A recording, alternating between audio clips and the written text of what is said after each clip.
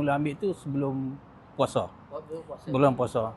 Memang keadaan tu kita jadi buang air kecil tu setiap sejam setengah. Masalah kesihatan prostat ni memang berlaku pada setiap orang lelaki umur 40. Saya dah nak masuk 60. Bila jadi masalah tu kita susahlah nak ibadat dan sebagainya kan.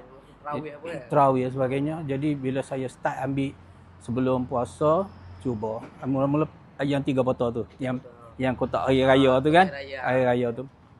Ambil. Kemudian masuk bulan puasa ada kesan. Daripada sejam setengah dia jadi kita berulang ke toilet tu sejam setengah dia jadi 2 jam. Lepas pada 2 jam dia jadi 2 jam setengah. Lepas 2 jam setengah tu lama dah masuk bulan puasa, masuk raya dia jadi 3 jam.